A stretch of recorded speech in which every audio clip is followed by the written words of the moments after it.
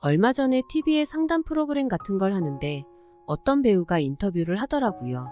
그런데 그 사람이 마치 내 속마음을 들여다보고 얘기하는 듯 저랑 너무나 비슷한 감정을 토로하더라고요. 나이가 비슷해서 더 공감이 된 건지 그 방송을 본 이후로 왠지 모르게 괜히 울적하고 마음 한구석이 텅 빈 듯한 느낌이 더 강해졌어요. 이런 얘기를 가족, 친구 등 누구에게도 얘기해 본 적이 없어서 그냥 한 번만 어디든 털어놓고 싶네요. 저희 집은 어릴 때부터 좀 어려운 편이었던 것 같아요. 제가 초등학교 저학년 때 살던 집은 습하고 곰팡이 마를 날 없는 작은 반지하 집이었고 부모님과 저 동생 4식구가 살았습니다. 그래도 사랑 많은 엄마와 성실한 아빠가 계셔서 많이 어렵다는 생각은 못했고 동네의 경제 수준이 다들 비슷비슷하게 못 사는 동네여서 특별히 우리 집만 어렵다는 생각은 못하고 살았던 것 같아요.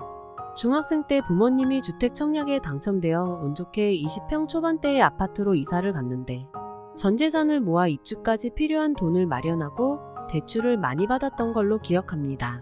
새 집, 깨끗한 동네, 조금 더 행복해 보이는 엄마의 얼굴. 이때 한동안은 우리 집의 경제 상황이 좋아졌나 싶은 때도 있었어요. 저는 장녀이고 눈치도 빠른 편이어서 늘 엄마 아빠의 분위기를 확인했는데 작은 사업을 하던 아빠가 형제들에게 돈을 빌려서 사업하고 있다는 것을 알게 됐어요. 엄마는 늘 방에서 사람들에게 돈을 늦게 갚아서 미안하다는 내용의 통화를 했고 우리에게 티는 절대 내지 않았지만 저는 엄마 아빠 눈치를 많이 봤습니다. 그러다 고등학생이 되자 본격적으로 가세가 기울기 시작하더군요. 기억나는 몇 가지 사건들이 있었는데 집에 빨간 딱지가 몇 번이나 붙고 집으로 빚쟁이들이 찾아오고 야반도주를 하자고 하는 아빠를 엄마가 그건 절대 안 된다고 설득하는 대화를 엿듣고 뭐 그런 사건들입니다. 이 당시에 우리 집 통장에는 잔고가 100만 원도 없는 날이 허다했는데 그러다가 결국 아파트도 손해보고 팔고 아주 급하게 허름한 빌라로 이사를 했어요. 이때 집 보러 엄마랑 몇 번 같이 갔었는데 집을 볼 때마다 엄마가 제 눈치를 보던 게 아직까지 기억나네요. 엄마 아빠는 정말 성실하셨고 열심히 살고자 하셨던 분들이라 원망은 없었습니다. 이사간 집에서 저도 동생도 방황을 많이 했어요. 사고치거나 어긋난 건 아니었지만 공부할 공간도 없었고 집안 분위기가 굉장히 우울했었어요. 아빠는 전라도 목포로 막일을 하러 가셔서 3개월에 한 번씩 보게 되었고 엄마는 주간야간 할 거 없이 식당과 서빙 일을 하셨어요. 저는 그래도 어릴 때부터 머리 좋다는 소리도 많이 들었고 중고등학교 때 집에 가는 것보다 무조건 학교에 있는 게 마음이 더 편했기 때문에 학교에서 공부도 꽤 열심히 했습니다. 그 결과 수능도 괜찮게 받고 인서울 중위권에 적당한 대학을 들어가게 됐습니다. 장학금 준다는 곳으로요. 그런데 마침 아빠가 타지에서 일하던 것을 그만두고 집으로 돌아오셨습니다. 아빠는 이때 건강이 너무 안 좋아서 암 수술을 하셨고 공황장애까지 생겨서 몇 년간 집에 계셨습니다. 엄마는 6, 7년째 서빙과 주방 일을 하며 몸은 물론 마음까지 지친 상태였고 집안 상황은 더 어려워져서 원래 살고 있던 집보다 더 저렴한 동네로 이사했어요. 보증금 500만 원에 월세 50만 원으로 기억하는데 그 보증금이 부모님 전 재산이었습니다. 엄마가 버는 돈으로 월세, 아빠 병원비, 생활비를 부담하는데 나와 동생의 용돈이나 학비까지 부담하게 할 수 없다고 생각했습니다. 저는 늘 성실하게 최선을 다해 살았지만 실패했던 우리 부모님의 희망이 되고 싶었습니다. 이제 더 이상 희망도 힘도 의지도 없는 부모님과 우리 가정의 빛이 되어야겠다고 다짐했어요. 결국 2학년을 마치고 학교를 휴학했습니다. 어떻게 하면 돈을 벌 수 있는지 진짜 처절하게 찾아봤어요. 주변에 돈을 많이 버는 사람이 많이 없었기 때문에 정말 바보처럼 멍청하게 알아봤어요. 돈 잘 버는 직업, 돈 버는 방법 등등 검색부터 학교 선배 중에 창업에 성공했다더라, 어디 취업하니까 돈을 잘 번다더라 등 제가 만나볼 수 있는 사람은 염치 무릅쓰고 연락해서 다 만났습니다. 저는 그때 방법을 알지 못했고 저에게 알려줄 만한 사람도 없었기에 정말 처절하게 행동했는데 저는 우리 가족의 희망이 되어야 하기에 그런 처절함이 전혀 창피하지 않았고 간절함과 절박함만 있었습니다. 그런 저를 좋게 본 선배가 자기가 하는 일을 같이 해보지 않겠냐며 제안했어요. 그때 한창 스타트업 붐인 시기였는데 정부 지원 사업에 선정되어 지원금을 1억 원 정도 받은 상태였고 이제 막 사업을 시작하던 상황이었어요. 그런데 저는 제가 할 일이 아니라고 생각했습니다. 스타트업은 창업을 꿈꿀 수 있는 친구들. 그러니까 저처럼 절박한 경제 상황에 놓인 사람들이 아니라 혹시 실패하더라도 언제든지 돌아갈 곳이 있는 사람들. 이런 실패가 곧 인생의 실패로 직결되는 게 아니라 경험이 된다고 이야기할 수 있는 그런 사람들이 해야 한다고 생각했기 때문에 거절했는데 선배는 저에게 3번이나 같은 제안을 했고 더 이상 거절하기 어려워서 제 상황을 솔직하게 말했습니다. 물론 저는 그 당시에 제 가정사를 말하는 것이 괜히 자존심 상하는 일이라 전부 말하진 않았지만 애써 둘러서 제가 돈을 빠르게 벌어야 하는 이유를 설명했어요. 선배는 이야기를 듣고 그렇다면 더욱 본인과 함께 일해야 한다며 새로운 이유와 새로운 제안을 했습니다. 하나, 집의 보탬이 되어야 한다면 아무리 대기업을 간다 해도 그 역할을 감당하기 어렵다. 현실적으로 그만한 돈을 벌려면 사업을 하거나 장사를 하거나 다른 방법을 찾아야 한다. 둘, 딱 2년만 해보자. 이 아이템은 시장성, 경쟁력, 차별점 등등 모든 면에서 성공할 수 있다고 생각한다. 2년만 해보고 실패하면 그때 취업 준비를 하더라도 넌 아직 25살이라 경험이 될 것이다.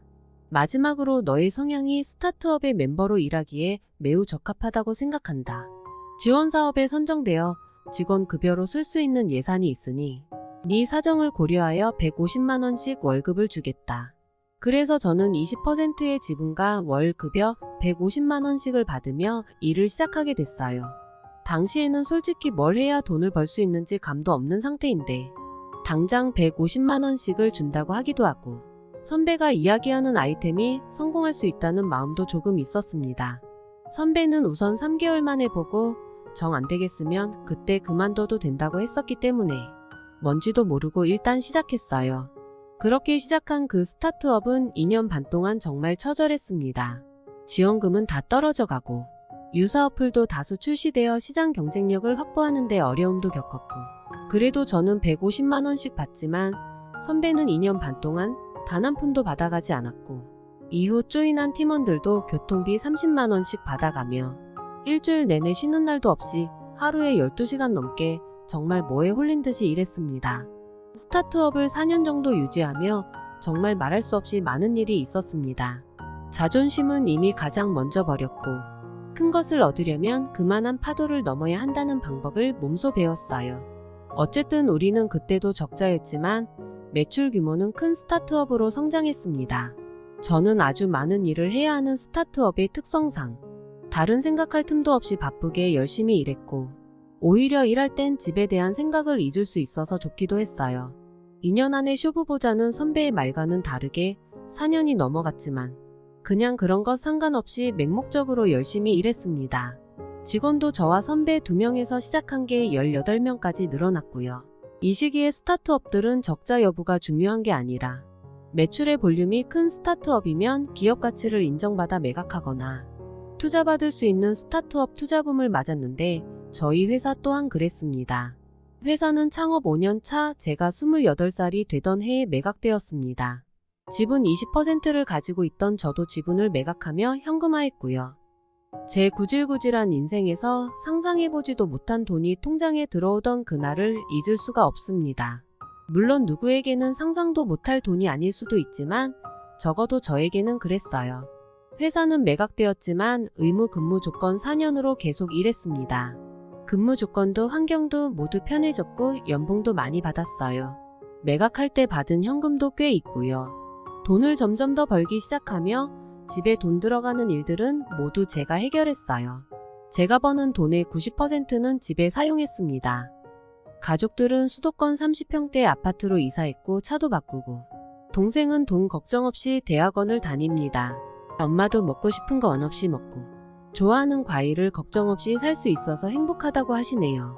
이제는 때가 되면 가족들과 여행도 다니고 부모님 생신에 원하는 걸 선물해 드릴 수 있게 됐어요. 엄청난 부자가 된 것은 아니지만 가장으로서 가족들이 원하는 걸 적당히 해줄 수 있게 됐습니다. 20살 이후 처음으로 마음의 여유가 생기고 내 시간이 생겨서 한가해진 요즘.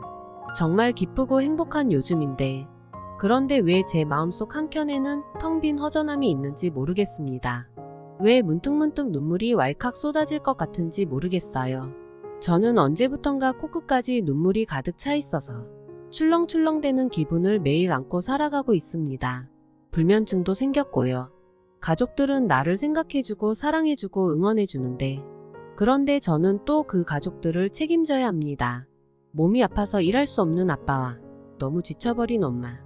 물론 한편으로는 지금의 상황이 매우 감사하기도 하지만 가끔은 벼랑 끝에 서 있는 느낌이 들기도 합니다. 가족들에게 무언가를 해줄 수 있다는 게 기쁘고 엄마가 일을 하지 않아도 되어서 마음이 편하지만 제 마음속에는 가족들에게 절대 말할 수 없는 막연한 불안감이 존재합니다.